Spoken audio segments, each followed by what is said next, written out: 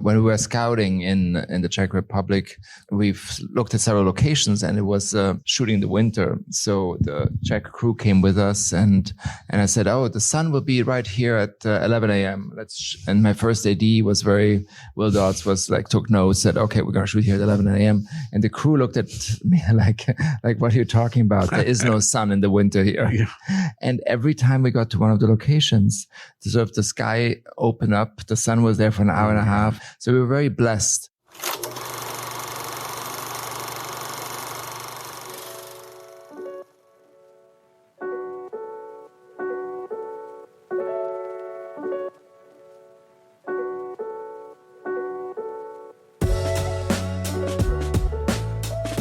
Hello, and welcome back to The Director's Cut, brought to you by the Directors Guild of America. In this episode, a young boy learns of his grandmother's youth during World War II in director Marc Forster's family drama, White Bird. The film follows Julian, who struggles to fit into his new school after being expelled for bullying a student. When his grandmother hears of his expulsion, she attempts to transform his outlook on life by sharing the story of her youth in Nazi-occupied France. In addition to White Bird, Forster's other directorial credits include the feature films Monsters Ball, Stranger Than Fiction, The Kite Runner, Quantum of Solace, World War Z, and A Man Called Otto, and episodes of the series Hand of God. He was nominated for the DGA Award for Outstanding Directorial Achievement in Motion Pictures for his 2004 feature, Finding Neverland. Following a screening of the film at the DGA Theater in New York, Forster spoke with director Michael Pressman about filming White Bird. Listen on for their spoiler-filled conversation.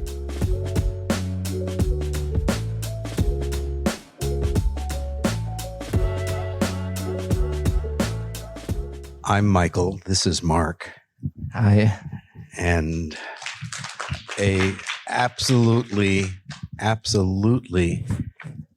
heartbreakingly beautiful film that you've made. I was truly it's uplifting, it's devastating, it's got magical realism, which seems to be a theme for you and other films that I've seen of yours that are also quite beautiful. I'm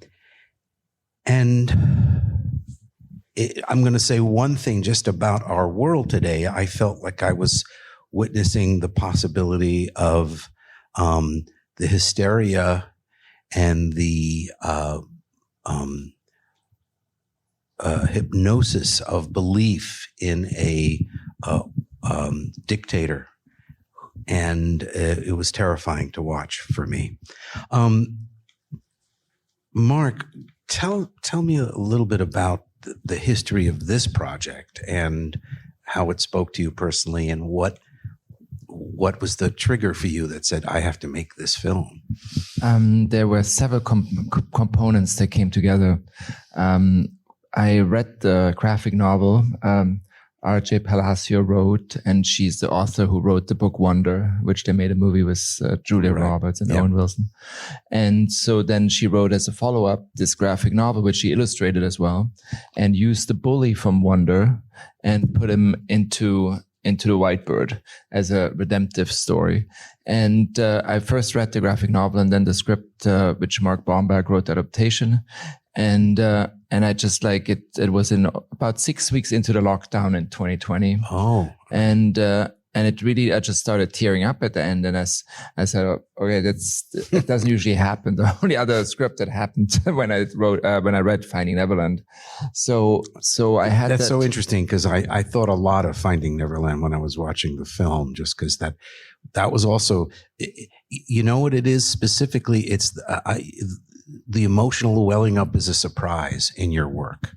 I didn't expect it. And that scene with Julian and the boys trying to beat him up, and the bats, and that incredible sequence, and the fact that he lashes out at her, and you begin to understand the pain he's in.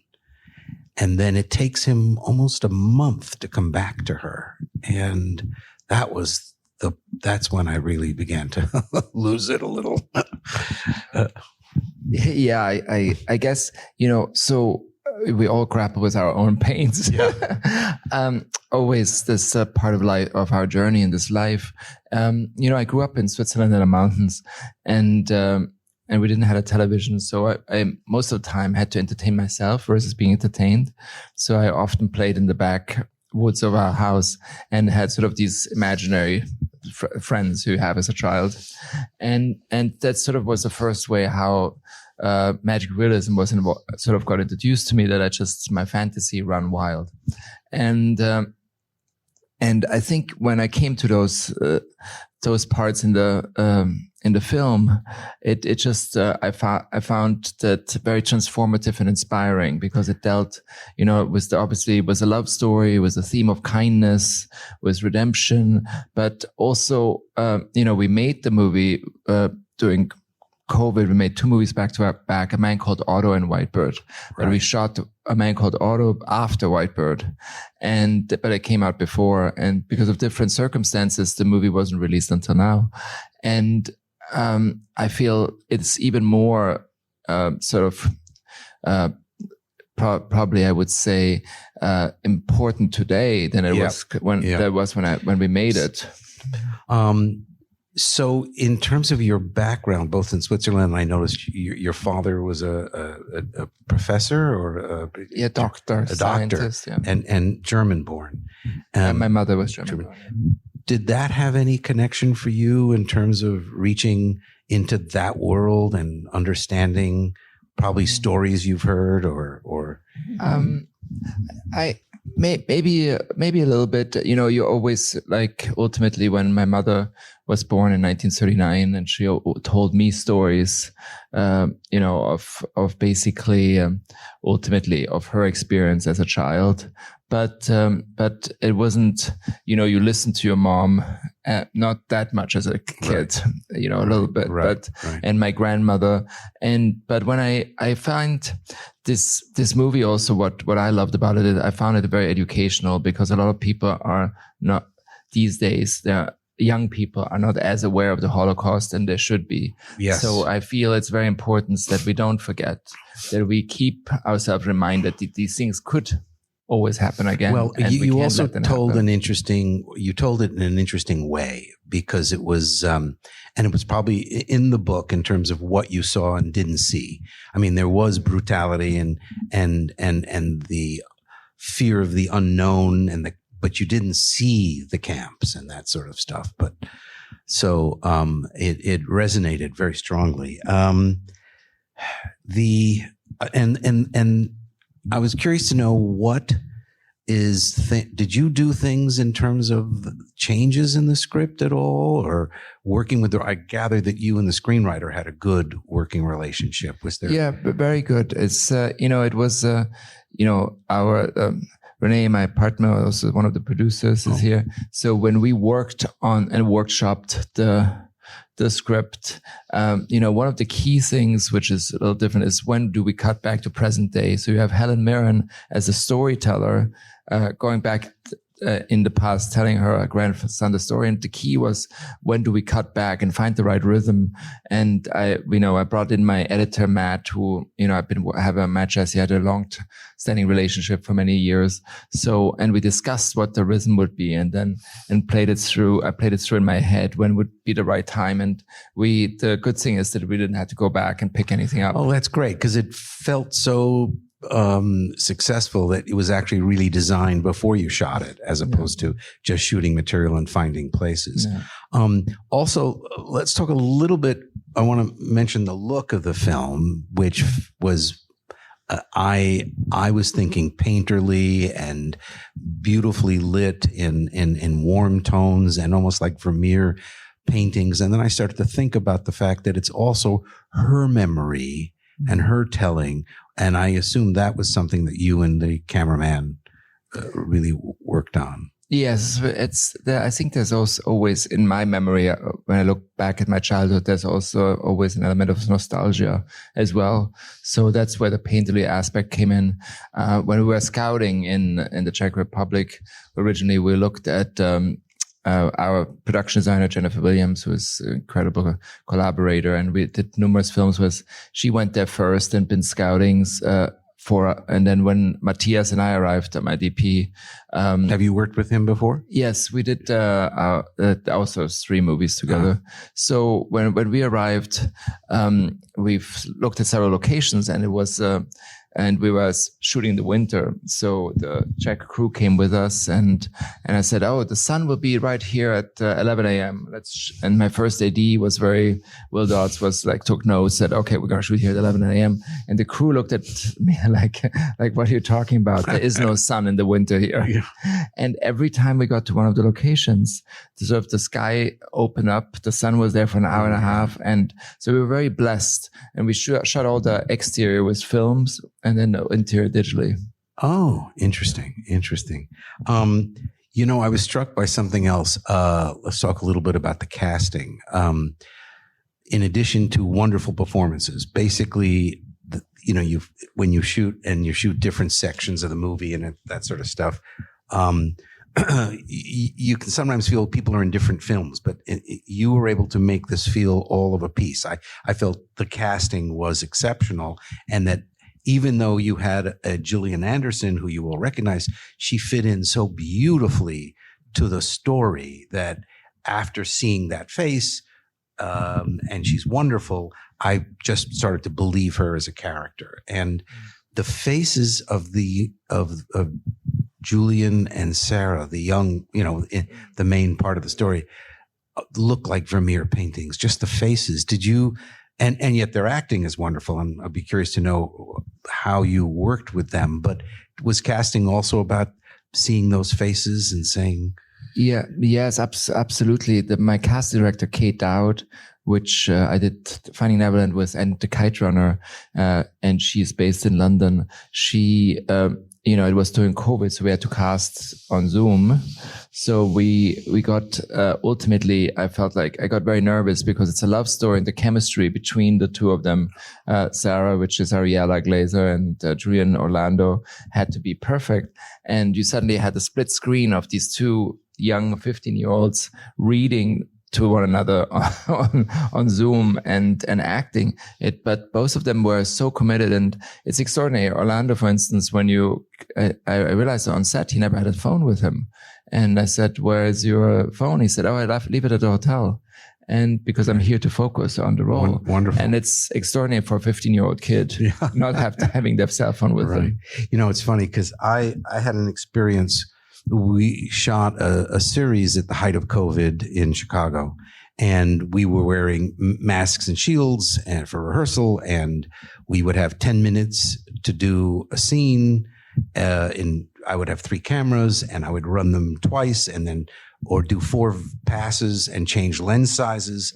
And the actors were all upset. And then all of a sudden I said, after the first day, I said, we're getting exceptional performances here, because whatever we've rehearsed and talked about, when I start shooting and we're not talking about anything, the masks and the shields are gone, and you're seeing the other person for the first time, and something happened, and I made it as best I could to be a plus, and it was, even though it was a terrifying time.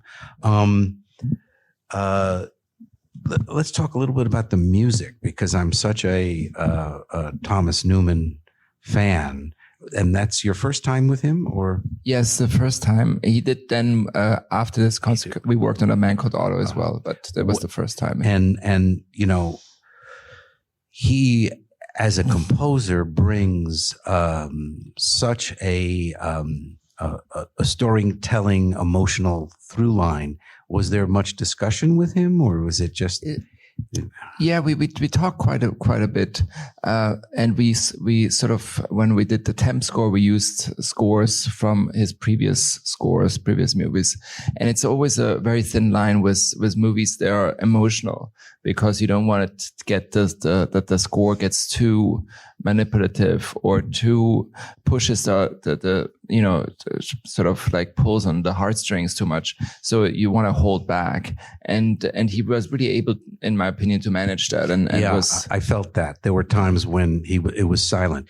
It reminds me because I've always wanted to work with Thomas Newman, and I haven't had the chance. But I got to work with the late James Horner, who was also right up there with Thomas, and he came to see a screening of this film that I did to Julian on her 37th birthday, and we had a lot of Thomas Newman's music in the temp score.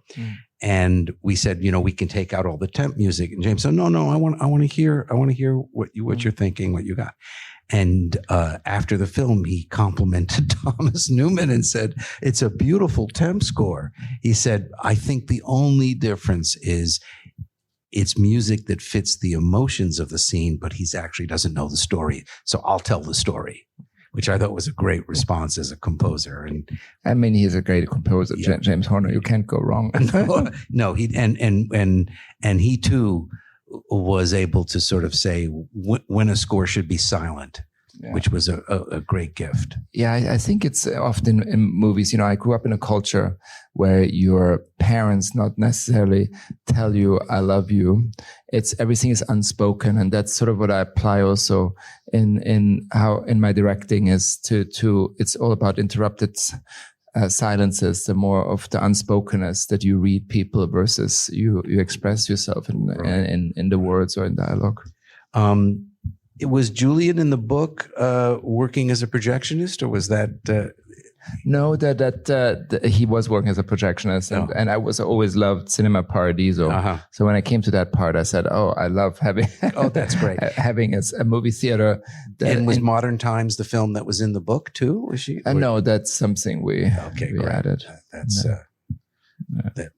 that movie got my son, who was 5 at the time, into the school in Brooklyn in St. Anne's, which is a great school, because he was in the interview, and the teacher and the interviewers gave him a picture of a factory, and he goes, "Oh, Charlie works there." And she said, "Charlie? Yeah, Modern Times." And then she came out afterwards and said, "Your son sees Chaplin movies?" I said, "Yeah, it's his favorite movie." Anyway, anything else you want to share about the experience? And I know I had one other question, and I don't know, you achieved this so seamlessly. I felt the young people age. I could sense the year went by. Was it in hair or what? It was definitely, I mean, with Orlando, for instance, what we discussed very early on, who plays Julian, that, he had polio. Is his body language that he's not being seen, and nobody even sees that he's there. And as their hearts are open to one another, and sort of their love flourishes, is he starts to walks a little bit more and more upright. So at the end, that you really ultimately feel like he looks like a movie star. And that's sort of his progression as a character, how he was not seen until he was seen. I didn't consciously know what you did or how it happened, but I felt it. Yeah. And with her too, I felt she became more mature. Yes, she matured, and we did it with makeup and hair and the clothing and all of it, how they slowly matured and became sort of, she became a woman and he became a man. So anything else you want to share about the movie? I mean, it was an extraordinary experience, because when we came to Prague, the country was closed. So that we were literally, it was an empty city. And when we started working like you on the sets, we never had visitors because of COVID. Right. And it was a very focused, intimate setting, and with very little sort of distractions. And we really were focusing on the work. Mm-hmm.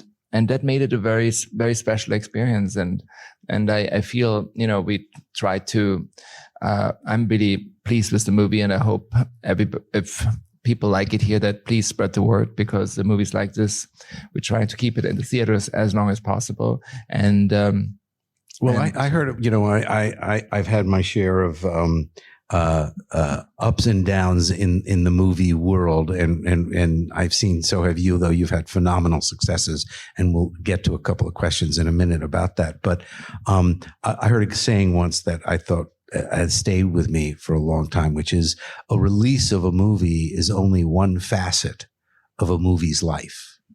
And I think this movie is going to live for a long time. I hope so. Yeah. I hope you're right. No, I'm going through something right now, a movie I actually made 45 years ago, early in my career, has gotten rediscovered, and there's screenings, and it was chosen by the Library of Congress, and a film called Boulevard Nights about the East Los Angeles Chicano gangs, and it was gone for 20 years. I mean, so, that's a beautiful story. Yeah, I know, and so you never know. You never know movies, and I think it's such a beautiful film. And so your career, I mean, I also noticed that it started with a $10,000 feature film that won an audience award at Slam Dance, and that was the beginning.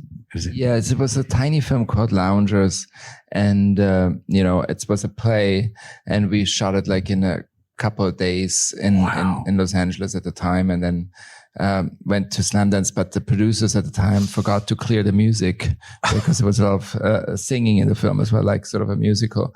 And we had offers we could buy the people wanted to buy the film, but the music rights were so expensive, so we could never got distribution.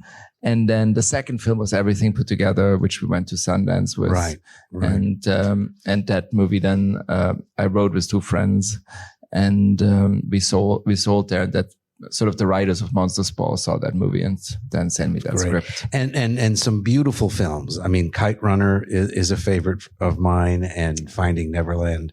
So where do we put Quantum of Solace in, the James Bond movie, which is a dream that probably every director has to try to want to direct a James Bond movie, and you got to do it.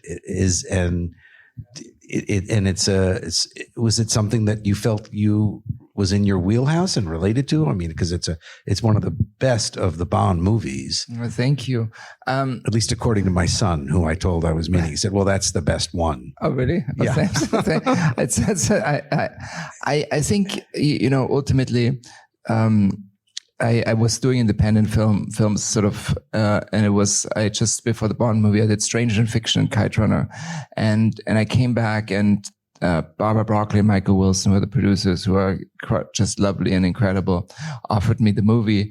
And I wasn't at the beginning sure if I wanted to make it, because it's a different undertaking. If normally when you're like, if you're making small independent films, you're in an intimate crew, intimate setting, and suddenly, you have this incredible franchise with so much history, and you don't want to get it. And there wasn't, the script wasn't ready yet. And then we were working on the script, and then the writer's strike happened, and everybody, the producers and the studio, still wanted to move ahead and make the movie. So we started shooting with an incomplete script. Oh my Lord. And that was a little tricky, but I thought I had that idea at the time about water, and that we'd sort of incorporate it into the story, because I felt that would be one of the challenges we would be facing in years to come. I must say, because of having great producers like Michael Wilson, Barbara Broccoli, it all worked out at the end, but it was tricky. Sure. It's a very different experience. It's kind of, I mean, Spartacus, which is a great movie, is, the one film that's, Kubrick disowns because it was a Hollywood film that he had to work with other people. Yeah. But I think that's a little extreme. I think that, it's a different kind of collaboration when you make a movie with that kind of. I mean, you take on lots of history. I mean, Barbara and Michael wanted to do, because Casino Royale, in my opinion, was the best book by Ian Fleming, and it was a really fantastic story. So Quantum of Solace was sort of was a direct sequel, starts right after it, which usually doesn't happen in Bond movies because they're, right. But it was, every time you do something different, it's a growing experience. And I feel like I always loved the film like Billy Wilder, who did every genre. And I think for me, I always feel like growing as a filmmaker is the most important, and trying my best to tell the best stories. And I feel like as a filmmaker, I still can grow more. And hopefully, I'm sure. I know there'll be some terrific films. I'll before I leave open to any questions here, I just want to share my own little James Bond story, which is I was 12 and we saw Dr. No. And my father, as we had talked earlier, was a theater director in New York and member of the Guild. And I was with my father and my younger brother, and we were at a supermarket on the Upper West Side. And around the corner came Joseph Wiseman, this actor, and my father started talking to him and said, "Oh, I want you to meet my sons." And we looked up and we went, "It's Dr. No." It was Dr. No. Joseph Wiseman played Dr. No. And we said, "Oh my God." And he said, "Oh yes," like very sweet man. He said, "Yeah." And we said, you're great in this movie." And he went, "Oh, that's very nice. I don't see my films," he said. And we looked at him like he was out of his mind. You haven't seen Dr. No? No, but I hear it's quite good, he said. And they went on and had conversations. So that was the closest I got to a Bond movie. That's pretty close. That's extraordinary that he doesn't see his own movies. No. Well, he was a theater actor and lives in the world, an enclosed world. Anyway, let's open it up to any questions that anybody might have. Please. The question is about commenting on the subway at the very end that had "never again" I wanted to put it in there in a subtle way because I don't think we can let that happen ever again. So that's where that came from. Anybody else? Thank you. Well, someone has just commented on the fact that it was movie magic, and I agree. Thank you. And thank you all for coming. Yeah. Appreciate it. On a Sunday afternoon. Great. Thank you. Thanks for listening to another DGA Q&A. The Director's Cut is available wherever you listen to podcasts. And please share, subscribe, rate, and review. We'd love to hear your feedback, and you can help fellow film buffs find the show. Thanks again for listening, and we'll see you next time. This podcast is produced by the Directors Guild of America.